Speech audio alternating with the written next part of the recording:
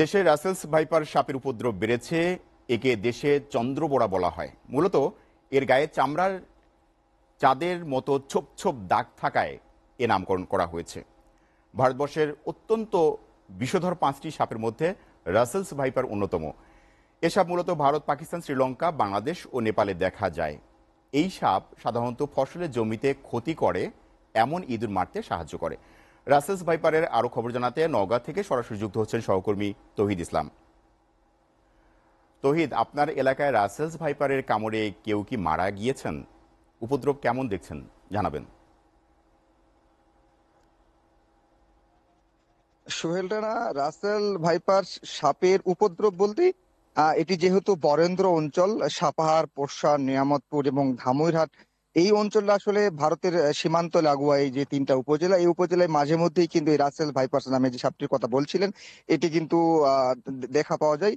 কয়েকদিন আগে নওগাঁর ধামইরহাটে দুইটি রাসেল ভাইপার সাপ মেরে ফেলার পরে সেটি ফেসবুকে পোস্ট দেয় কয়েকজন যুবক। আমরা সেটি দেখার পরে ধামইরহাটের যিনি উপজেলা নির্বাহী কর্মকর্তা এবং ধামইরহাট থানার ওসি, তাদের সঙ্গে মোবাইল ফোনে যোগাযোগ করে তারা বিষয়টি আমাদের নিশ্চিত করছেন যে তারাও ফেসবুকে দেখছেন, কিন্তু আসলে কে বা কাহারা এই সাপটি মারলো এবং কিভাবে মারা হলো সেটি আসলে তারা তাদের সঙ্গে কথা বলে নিশ্চিত হতে পারেনি। তারা শুধুমাত্র ফেসবুকে দেখেই নিশ্চিত হয়েছে।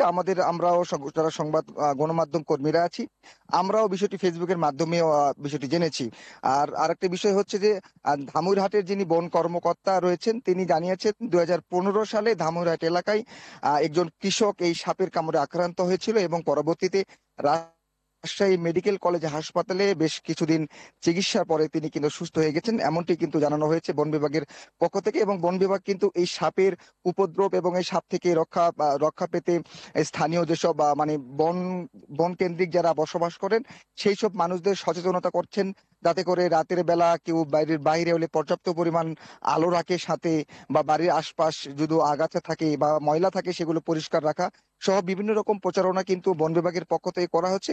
আমরা লাইভটি শুরু করার আগে জেলা প্রশাসক নওগাঁর গোলাম মাওলা তার সঙ্গে কথা বলেছি। তিনি আমাদের জানিয়েছেন যে পর্যাপ্ত পরিমাণ সচেতনতার পক্ষ থেকে সচেতনতা দেওয়া হচ্ছে সাধারণ মানুষকে, যাতে করে এই রাসেল ভাইপার যে আতঙ্ক সেখান থেকে আমরা বেরিয়ে আসতে পারি। সোহেল রানা।